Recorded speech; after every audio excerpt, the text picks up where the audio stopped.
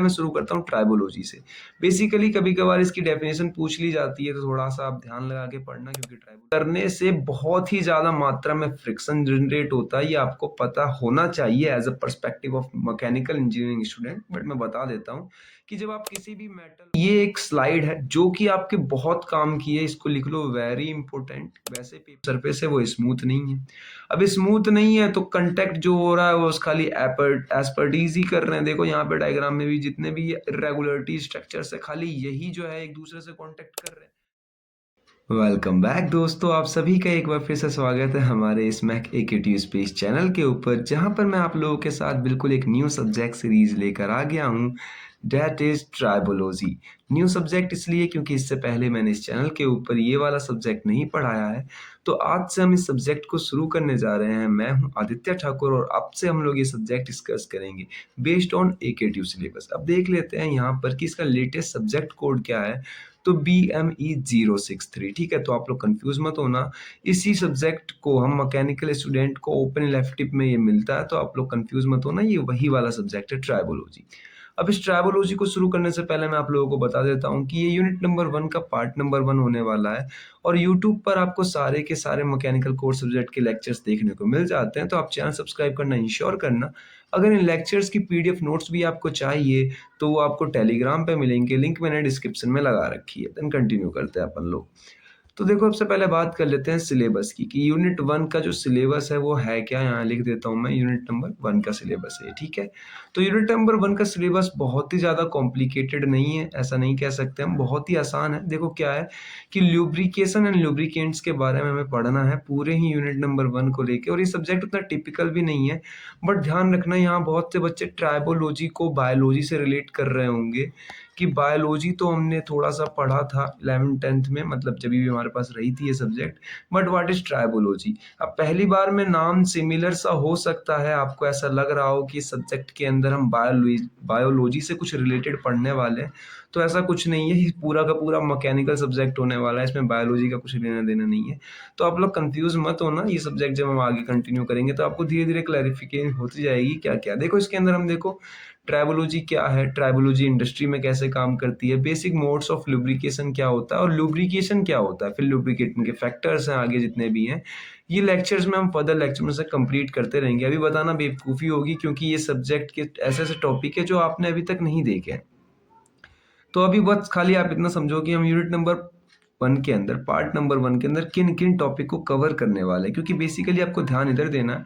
Syllabus थोड़ा-सा यहाँ पे उल्टा-सीधा डिज़ाइन किया गया है, तो उन्होंने मेन चीज़ ना बता के सबसे पहले देखो इंट्रोडक्शन टू ट्राइबोलॉजी, फिर ट्राइबोलॉजी की इंडस्ट्री में क्या यूज़ है, फिर सीधा ल्यूब्रिकेशन पर आ गए हैं, ठीक है। यहाँ पे पार्ट्स कुछ स्किप कर दिए हैं, बाद में आगे फर्दर यूनिट्स में वो पार्ट्स हैं, तो मैं यहाँ पे थोड़ा-सा ये इंट्रोडक्शन टाइप लेक्चर बना रहा हूँ, जहाँ पर आपको सारा कुछ ही पता चल जाएगा। ट्राइबोलॉजी सब्जेक्ट क्यों है अपने पास, इसके अंदर क्या-क्या कॉन्सेप्ट हैं और क्या-क्या नहीं है, ठीक है।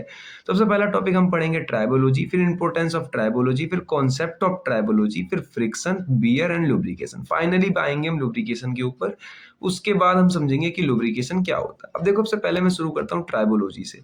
बेसिकली कभी-कभार इसकी डेफिनेशन पूछ ली जाती है, तो थोड़ा-सा आप ध्यान लगा के पढ़ना, क्योंकि ट्राइबोलॉजी सब्जेक्ट भी है, न्यू है, तो आपको समझ में भी आएगा कि ट्राइबोलॉजी है क्या। बेसिकली ट्राइबोलॉजी का मतलब ऐसा है कि एक ऐसी साइंस और इंजीनियरिंग की ब्रांच, ठीक है, एक ऐसे साइंस और इंजीनियरिंग की ब्रांच जो कि रिलेट करके रखती हो इंटरेक्टिंग सर्फेसिस के साथ में, ठीक है। इंटरेक्टिंग सर्फेसिस मतलब क्या, जहां पर दो सर्फेसिस एक दूसरे से इंटरेक्ट हो रहे हो, जैसे कि फ्रिक्शन। इसके अंदर हम पूरा फ्रिक्शन पढ़ते हैं। फ्रिक्शन के कारण सामान टूटने लगते हैं, उसको कहते हैं वियर, और उसको रोकने के लिए हम लुब्रिकेशन का यूज करते हैं। बस खाली यही 3 चीज हमें पूरे ही यूनिट, पूरे सब्जेक्ट के अंदर पढ़नी है, फ्रिक्शन, वियर एंड लुब्रिकेशन, ठीक है। तो ट्राइबोलॉजी का मतलब यही है कि ये एक ऐसी इंजीनियरिंग साइंस की ब्रांच है जहां पर हम इंटरेक्टिंग सर्फेसिस को पढ़ते हैं। सर्फेसिस कौन कौन सी है, तो बेसिकली फ्रिक्शन है, उसके अंदर वियर है, 3 अलग अलग फंक्शन है, ठीक है। तो आप लोग कंफ्यूज मत होना। अब देन हम लोग करते हैं आगे कंटिन्यू। आगे देखो, ट्राइबोलॉजी जो है ना, बेसिकली ये कोई इंग्लिश वर्ड है नहीं, ब्रिटिश वर्ड है नहीं, ये ग्रीक वर्ड है। ग्रीक वर्ड से उठाई गई है ट्राइबोलॉजी। ट्राइबोलॉजी का ग्रीक वर्ड में मतलब होता है ट्राइबोस। अब ट्राइबोस पहली बार आप सुन रहे हो तो उसका एक अल्टरनेटिव भी वर्ड लिखा पड़ा है, डेट इज रबिंग। रबिंग आपने पढ़ा होगा ऐसे कि किस चीज को रब करना, और बेसिकली कोविड-19 के टाइम में आपने सबसे ज्यादा इसको लॉकडाउन के समय में सुना होगा कि अपने हाथों को अच्छे से रब करिए। तो बेसिकली रबिंग, ट्राइबोस का मतलब होता है यहाँ पे रबिंग, लेकिन रबिंग करने से बहुत ही ज्यादा मात्रा में फ्रिक्शन जनरेट होता है। ये आपको पता होना चाहिए as a perspective of mechanical engineering student, but मैं बता देता हूँ कि जब आप किसी भी मेटल 1 और मेटल 2 या कोई सी भी मेटल हो, इन दोनों को अगर आप एक दूसरे के साथ रब करवा रहे हो, मतलब एक दूसरे के साथ आगे पीछे कर रहे हो, तो बेसिकली यहाँ पे हीट जनरेट होती है। उस हीट को कहते हैं हम friction, due to opposite force. ठीक है, अब जैसे गाड़ी के पहिए जो होते हैं वो जमीन पर चलते हैं, तो बेसिकली जमीन के ऊपर जब गाड़ी के पहिए रोटेट होते हैं तो यहाँ पर भी फ्रिक्शन जनरेट होता है। या फिर आप दूसरा एग्जांपल लो कि बड़े बड़े जो शाफ्ट्स के ऊपर हमने क्या टरबाइंस लगा रखी होती है, और जब टरबाइंस रोटेट करती है तो यहाँ पे भी हाई अमाउंट में फ्रिक्शन जनरेट होता है। फ्रिक्शन तो सब जगह जनरेट हो रहा है, आपको पता चल गया कि हम सब जगह पे हल्का फुल्का या ज्यादा मात्रा में फ्रिक्शन जनरेट कर रहे हैं। तो फ्रिक्शन को ही हम पढ़ने वाले हैं ट्राइबोलॉजी के अंदर, आप लोग कंफ्यूज मत होना, इसलिए मैंने नेक्स्ट टॉपिक फ्रिक्शन ही रख रखा है। अब फ्रिक्शन से देखो, मतलब मैंने आपको सिंपल समझा दिया है कि फ्रिक्शन का सिंपल मतलब यही है कि फोर्स डेट अपोज मोशंस। ठीक है, जो मोशन को अपोज करने की कोशिश करता है फ्रिक्शन कहलाता है। अब बेसिकली जैसे कि मान लो आपने कोई एक बॉडी रखी है, बॉडी 1 जो स्टेशनरी है, बॉडी 2 मूव कर रही है विद वेलोसिटी v के साथ, तो दोनों अल्टरनेटिव एक दूसरे के ऊपर फोर्स लगा रहे हैं। तो इन दोनों के बीच में जो ये फोर्स लग रहा है, अपोज करने को कर रहा है, मतलब उसको मोशन नहीं करने दे रहा है, तो डेट इज फ्रिक्शन। और फ्रिक्शन यहाँ पे हीट प्रोड्यूस करता है, आपको पता होना चाहिए। अब वो हीट हमें बहुत ही ज्यादा नुकसान देता है, उतने अमाउंट में नहीं भी कर रहा है, तो यहाँ पर आपकी वो हीट कंज्यूम कर रहा है, एनर्जी कंज्यूम कर रहा है। कैसे देखो, जब आप एक बॉक्स को धक्का देते हो या खींचते हो किसी जमीन पर रख के, तो वो रजिस्ट करती है मूवमेंट होने से, यही होता है रेजिस्टेंस ऑफ फ्रिक्शन। ठीक है, यही है फ्रिक्शन। आपको अगर फील करना है व्हाट इज फ्रिक्शन, तो बेसिकली यही है फ्रिक्शन। और इसको जल्दी या तेज कराने के लिए हम ल्यूब्रिकेशन का यूज करते हैं, जो हम आगे पढ़ने वाले हैं। और बेसिकली अगर कई बार फ्रिक्शन से जो है हमें डैमेज भी मिलता है, तो that is where. I hope कि आप लोगों को इतना सब कुछ आप समझ में आ गया। अब बेसिकली ये एक स्लाइड है जो कि आपके बहुत काम की है, इसको लिख लो, वेरी इंपॉर्टेंट। वैसे पेपर में नहीं पूछी जाएगी, लेकिन आप एज अ मैकेनिकल स्टूडेंट हो तो आपको पता होना चाहिए। अगर आप किसी और ब्रांच से हो तब तो आप ये रहने दो, बट मैकेनिकल के बेस पे सबसे ज्यादा इंपॉर्टेंट पॉइंट निकल कर आता है। यहाँ पे क्या निकल कर आता है कि देखो, जब फ्रिक्शन होता है किसी भी दो एलिमेंटों के बीच में, तो उसके कारण पूरे दुनिया में यानी पूरे ग्लोबली में बहुत ज्यादा बड़े अमाउंट में एनर्जी लॉस होता है। आप कैसे देखो, 20 से 30%, आप कह सकते हो पूरे वर्ल्ड का टोटल एनर्जी 20 से 30% कितना ज्यादा होगा, बहुत ज्यादा होगा। Approximate 30% is going to life 50 के अबाउट, बिल्कुल उसका 20% कम है, मतलब 50% से खाली 20% कम है, उसको हम 30% कहते हैं। यानी कितनी अमाउंट ऑफ एनर्जी खाली हम लॉस्ट कर देते हैं, खो देते हैं, मतलब बर्बाद कर देते हैं फ्रिक्शन के कारण। अब आपके दिमाग में आया होगा कि ऐसा कैसे पॉसिबल है। सब जितनी भी बड़ी बड़ी गाड़ियां होती है, सामान होते हैं, वो ट्रांसपोर्ट होते हैं एक जगह से दूसरी जगह पर, ये आपको पता है। तो जब ट्रांसपोर्ट होते हैं तो वो गाड़ियों के माध्यम से ही होते हैं या एरोप्लेन के माध्यम से होते हैं। वैसे एरोप्लेन के माध्यम से छोटे गाड़ी आते हैं, बाद बाकी शिप है, ट्रेन है, मालगाड़ी है, कोयले ले जाने के लिए। तो सारा कुछ ट्रांसपोर्ट होने में हम जितनी भी व्हीकल्स हैं, जितने भी ट्रांसपोर्टेशन है, वो सारी की सारी जमीन से चिपक कर चलती हैं, यानी जमीन के ऊपर ही चलती हैं। और जब उनके पहिए इंटरेक्ट करते हैं जमीन के साथ में, तो फ्रिक्शन जनरेट होता है। फ्रिक्शन 20 से 30% एनर्जी खुद खत्म कर देता है हमारे पूरे सालाना के। ठीक है, मतलब पूरे वर्ल्ड की टोटल एनर्जी में से 20 से 30% फ्रिक्शन लॉस कर रहा है। फ्रिक्शन एक लौता ऐसा जरिया है जो 20 से 30% एनर्जी लॉस कर रहा है। आप ऐसे समझो कि किसी पूरे के पूरे कंट्री में 2 से लेके 7% उस कंपनी की जीडीपी, कंपनी कह रहा हूँ, उस कंट्री की जीडीपी गिर जाती है मात्र ऑफ फ्रिक्शन। ठीक है, बहुत सी कंपनियां, मतलब कंट्रीज ऐसी हैं जिसके कारण बस खाली फाइनेंशियल लॉस उसको 2 से 7% इसलिए झेलना पड़ रहा है, इसलिए कवर करना पड़ रहा है क्योंकि वो हर साल जो है ट्रांसपोर्टेशन कर रही हैं और उनका फ्रिक्शन के कारण लॉस हो रहा है। अब बेसिकली ये तो गाड़ियों की बात हो गई, ट्रांसपोर्टेशन की बात हो गई, जहां पे फ्रिक्शन आपने देखा। अब इंडस्ट्री लेवल पे चलोगे तो बड़े बड़े टरबाइन चल रहे हैं, मोटर चल रहे हैं, जनरेटर चल रहे हैं। आपने अब तक पढ़ा होगा टरबाइन, शाफ्ट, रैंकाइन साइकिल पढ़ी होगी, तो उसके अंदर भी फ्रिक्शन बहुत ही अमाउंट में एनर्जी कंज्यूम कर रहा है। वो एनर्जी वेस्ट है, वो हमारे किसी काम की नहीं है। ठीक है, तो बेसिकली इससे आप समझ सकते हो अब देखो 1/5 यानी कि अप्रोक्सीमेट 20% एनर्जी प्रोड्यूस जो हो रही है वो बस खाली ओवरकेम कर रही है फ्रिक्शन को। मतलब कि आपने 100% एनर्जी बनाई पूरे साल भर में, मान के चलो, तो अप्रोक्सीमेट मान के चलो कि 20% एनर्जी जो बनने के बाद आपके पास आई वो फ्रिक्शन में चली गई, वो यूटिलाइज नहीं हुई और मतलब आपको उसको बनाने में एक्स्ट्रा पैसा खर्च करना पड़ा। तो इतना कुछ हो रहा है बस खाली फ्रिक्शन के कारण। तो आप इससे आइडिया लगा सकते हो कि इतना कुछ करने के बाद जो हमें प्रॉफिट होगा या लॉस होगा किसी एक पर्टिकुलर काम के ऊपर। तो इसी चीज के ऊपर हमारा पूरा सब्जेक्ट बना पड़ा है ट्राइबोलॉजी। हालांकि इसके अंदर हिस्ट्री का कुछ लेना देना नहीं है, जो मैं जीडीपी लेकर आया था वो मैं समझाने के लिए लेकर आया था। मतलब सोशल साइंस का कुछ लेना देना नहीं है यहाँ पे। अब देखो इंपॉर्टेंस ऑफ ट्राइबोलॉजी, ट्राइबोलॉजी क्यों जरूरत है, आपको क्यों पढ़नी चाहिए। तो बेसिकली ये बहुत ही विटाल रोल खेलता है। विटाल का मतलब यहाँ पे क्रिटिकल, सब समझ सकते हो कि एक बहुत ही ज्यादा क्रिटिकल प्लेयर है ये एक ट्राइबोलॉजी इंजीनियरिंग के अंदर। क्योंकि यहाँ पर आप क्या करते हो, बेसिकली अपनी एनर्जी बचा रहे हो। आप इंजीनियरिंग के अंदर एनर्जी बचाने ही तो आए हो, एक एनर्जी से दूसरी एनर्जी में उसको ट्रांसफॉर्म करने आए हो। तो बस पूरी थर्मोडायनेमिक में यही है। तो यहाँ पर आपको देखना है कि आप वो 20% एनर्जी किस तरीके से बचा सकते हो। ठीक है, तो बस खाली इतना ही है ट्राइबोलॉजी में। बहुत ही आसान सब्जेक्ट है, ऐसा नहीं है कि कॉम्प्लिकेटेड है, बस खाली पढ़ाने वाला आपको कोई अच्छा चाहिए। अब देखो ट्राइबोलॉजी से हम क्या करते हैं, अपनी एनर्जी को बचा लेते हैं। देखो फ्रिक्शन से जो एनर्जी लॉस हो रही है उनको बचा सकते हो आप।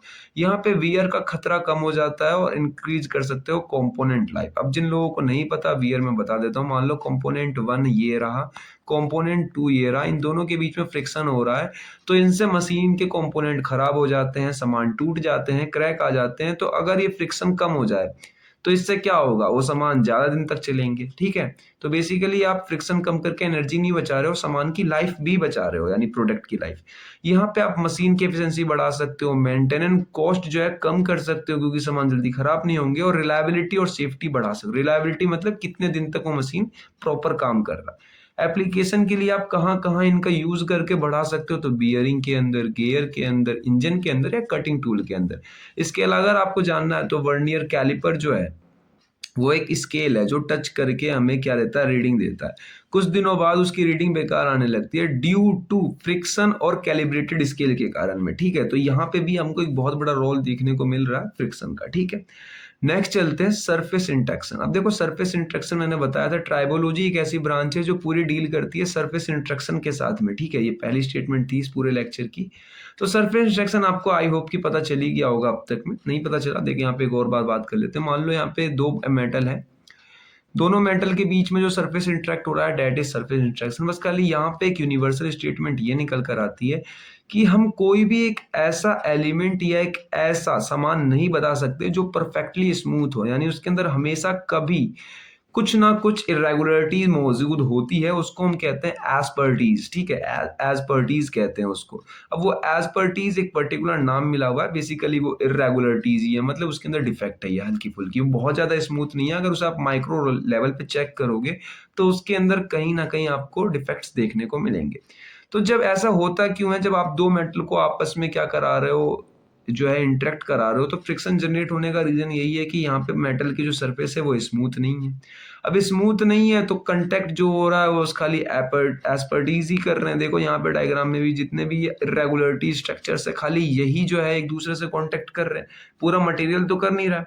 अब पूरा मटेरियल कर नहीं रहा है इसलिए जो आपका एक्चुअल कांटेक्ट एरिया है वो बहुत बहुत बहुत छोटा हो जाता है आपका एपरेटेंस एरिया से। मतलब कि आपको जहाँ पे जितना पूरा सामान स्मूथ कराना था फ्रिक्शन, यहाँ पे यहाँ छोटे छोटे इरेगुलरिटीज के कारण एक अलग ही स्ट्रक्चर बना पड़ा जिसके कारण फ्रिक्शन ज्यादा हो रहा है।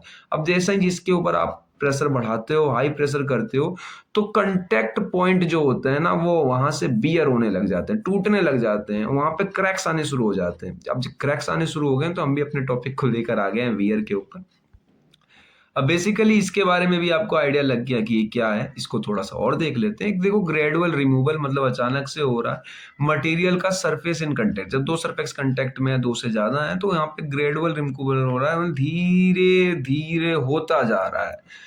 अब देखो यहाँ पे मैं आपको समझाता हूँ। शुरुआत में ऐसा होता है कि कुछ छोटे छोटे क्रैक्स आने शुरू होते हैं, बाद में क्रैक्स और बड़े हो जाते हैं, और एक दिन ऐसा आता है जब पूरा मटेरियल ही टूट जाता है बीच से। ठीक है, तो बेसिकली इस तरीके से होते हैं। अब इसके कुछ टाइप्स हैं कि अलग अलग तरीके से क्रैक्स कैसे शुरू होते हैं। पहला है एडहेसिव वियर, यानी कि आपने दो सामान की बॉन्डिंग कर रखी थी, दो मान लो कि आपके पास शाफ्ट थी, आपने जो है उसके ऊपर आर्क वेल्डिंग करके जोड़ रखी है, इसको घुमा रहे हो, ये वाला अपने आप घूम रहा है, लेकिन कुछ दिनों बाद ये due to bonding between surfaces आपने जोड़ रखा है, कुछ दिनों बाद टूट जाएगा, ठीक है, मतलब साल 2 साल बाद। दूसरा है एब्रेसिव वियर, मतलब कि एक मटेरियल तो बहुत आपका हार्ड था, दूसरा वाला सॉफ्ट था, तो इसमें हार्ड पार्टिकल्स थे या रफ सरफेस थी, तो ये दूसरे वाले को खराब कर देगी, ठीक है, दूसरा पार्ट ये हो गया। वैसे आप चिंता मत लो, आपको खाली समझाने के लिए लेक्चर बनाया, आगे हम डिटेल में बात करेंगे। वैसे भी यूनिट नंबर सेकंड या थर्ड का पार्ट है, फर्स्ट के अंदर सिर्फ लुब्रिकेशन है।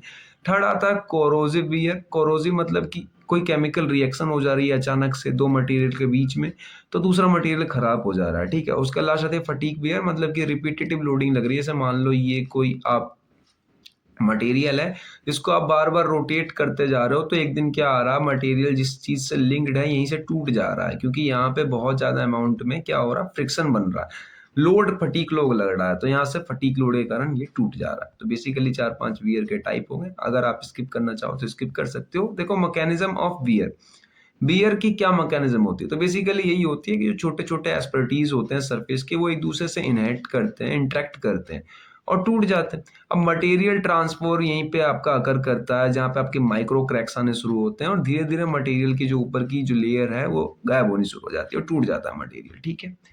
तो बेसिकली यही मैकेनिज्म है बियर का। अब आते हैं लुब्रिकेशन पे। अब लुब्रिकेशन क्यों आए हम लोग, क्योंकि आपने देखा होगा फ्रिक्शन जनरेट हुआ, मैं यहाँ पर डायग्राम में समझाता हूँ। फ्रिक्शन जनरेट हुआ, फ्रिक्शन के बाद आपने देखा कि वियर आया, मतलब बेयर आया, सामान टूटने लगे। अब सामान टूटने लगे तो उनको बचाने के लिए हम लुब्रिकेशन लेकर आए हैं कि उसके अंदर हम लुब्रिकेशन लगाएंगे तो यहाँ पे आपके सामान टूटेंगे कम और इजिली फ्रिक्शन थोड़ा कम हो जाएगा।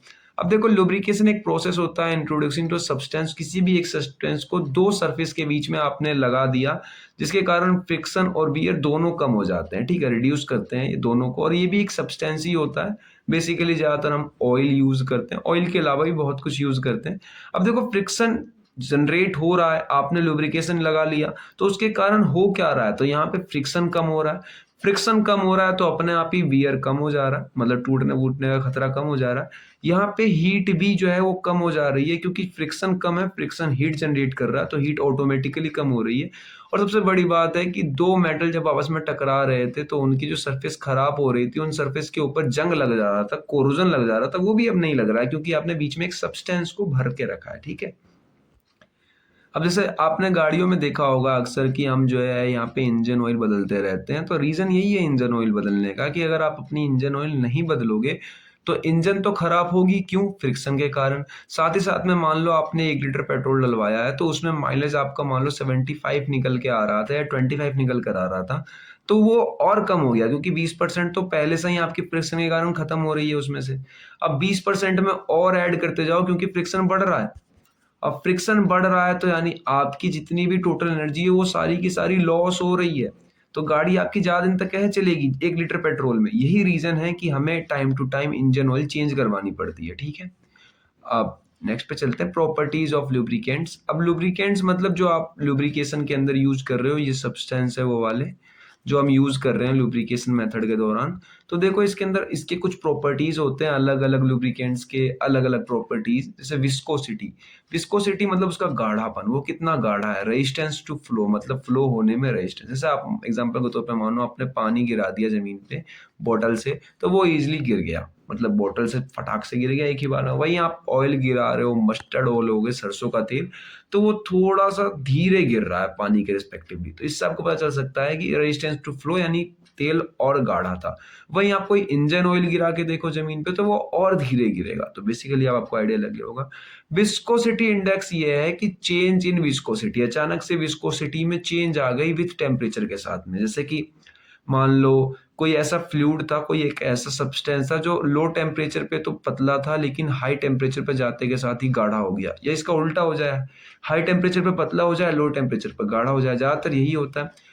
फ्लैश पॉइंट है, पोर पॉइंट है। फ्लैश पॉइंट और फोरस पॉइंट ये है कि जहां पर आपने सब्सटेंस रखा है वो वेपर बनना शुरू हो जाए, ठीक है, मतलब एक ऐसा टेम्परेचर जहां पर वो पानी की तरह वेपर बन जाए। वैसे पानी का कितना होता है, एक एटम एक एटमॉस्फेरिक प्रेशर पे 100 डिग्री होता है। 100 डिग्री के बाद वो क्या होने लग जाते हैं, वेपर बनने लग जाते हैं ना, आपने देखा भी होगा घरों के अंदर। जब आप पानी गर्म करते हो तो वो 100 डिग्री पे जाके क्या होते हैं, वेपर बनने लग जाते हैं। दूसरा आता है आपका पावर पॉइंट। पावर पॉइंट ऐसा बहुत ही लो टेम्परेचर, सबसे मिनिमम टेम्परेचर जहाँ पे फ्लूइड फ्लो करना लगे, मतलब जमे नहीं, बहने लगे ईजी तरीके से वो सब्सटेंस आपका, और सबसे कम टेम्परेचर होना चाहिए वो। तो वाटर के केस में क्या है, वाटर के केस में 0 डिग्री सेल्सियस है। 0 डिग्री सेल्सियस पे दो वाटर मौजूद होते हैं, एक तो पूरे का पूरा आपका आइस बन जाता है, दूसरा 0 डिग्री सेल्सियस पे होने के बावजूद भी वो वाटर ही होता है, आइस नहीं बनता है। ठीक है, तो बेसिकली इससे आपको आइडिया लग जाएगा, इसलिए मैं वाटर का एग्जांपल दे रहा हूँ। लास्ट आता है ऑयलीनेस की ability to adjust to surfaces, मतलब ऑयलीनेस कितना ज्यादा वो स्टिकी है, फिसलने वाला है, चिपचिपा है, तो बेसिकली ये ऑयलीनेस के अंदर आ जा रही है। ठीक है, आपको बस खाली ऊपर का ओवरव्यू दिया मैंने इस लेक्चर के अंदर पूरे सब्जेक्ट को लेके। अगर आपको कोई भी डाउट हो तो आप मुझे कमेंट करके बता सकते हैं, मैं यहाँ पे आपके सारे ही डाउट क्लियर कर दूंगा, सब्जेक्ट से रिलेटेड या किसी कॉन्सेप्ट से रिलेटेड, किसी से भी हो। तो अगर आप लोग पहली बार इस चैनल को पे हो तो सब्सक्राइब कर लेना, क्योंकि यहाँ पे आपको सारे ही मैकेनिकल के कोर सब्जेक्ट देखने को मिल जाएंगे। और लाइक टारगेट मैंने इस वीडियो पे 10 का रखा है, आप लोग 10 लाइक कर दो, मैं फटाक से सेकंड पार्ट बना के दूंगा जो कि ल्यूब्रिकेशन पे बेस्ड होगी और यूनिट नंबर 1 पे बेस्ड होगी। ये तो ओवरव्यू टाइप हो गया। अगर आपको नोट्स चाहिए ये वाले लेक्चर के या आगे फर्दर जितने भी लेक्चर मैं अपलोड करने वाला हूँ, तो सारे के सारे नोट्स आपको टेलीग्राम पे मिल जाएंगे। टेलीग्राम की लिंक मैंने डिस्क्रिप्शन में लिख रखी है, अगर नहीं तो आप लिख भी सकते हो जाके मैक AK2 पे टेलीग्राम पे जो चैनल आ रहा है डेट इज वो अपना ही चैनल है। तो देन मैं आप लोगों को मिलता हूँ नेक्स्ट लेक्चर के लिए, तब तक के लिए कीप लर्निंग।